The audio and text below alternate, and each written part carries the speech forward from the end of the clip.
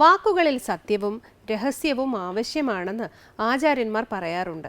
സത്യമാണെന്ന് കരുതി എല്ലായ്പ്പോഴും അത് ഉദ്ഘോഷിക്കേണ്ട കാര്യമില്ല.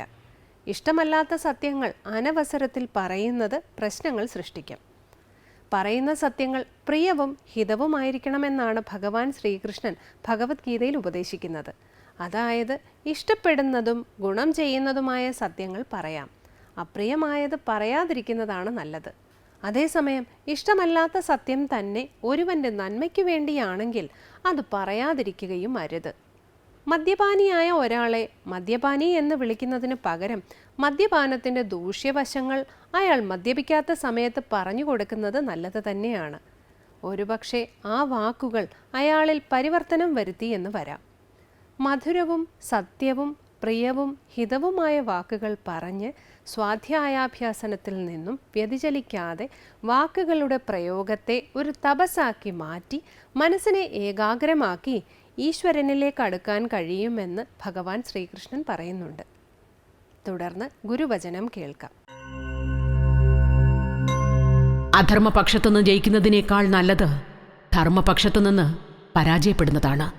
ശ്രീനാരായണ ഗുരുദേവൻ. അടുത്തതായി ശ്രീ കാവാലം ശ്രീകുമാർ ശ്രീ ശങ്കരാചാര്യ രചിച്ച സ്വരൂപാനുസന്ധാനാഷ്ടകം ആലപിക്കുന്നത് കേൾക്കാം.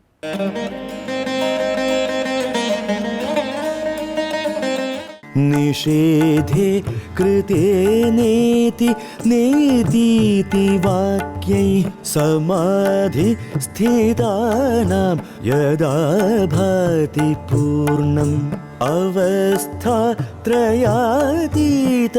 അദ്വൈതമേകം പരം ബ്രഹ്മ നിത്യം തദേവാഹമസ്മി. നിഷേധേ കൃതേ നേതി നേതീതി വാക്യൈ സമാധി സ്ഥിതാനാം യദാ ഭാതി പൂർണ്ണം അവസ്ഥാത്രയാതീതം അദ്വൈതമേകം പരം ബ്രഹ്മ നിത്യം തദേവാഹമസ്മി.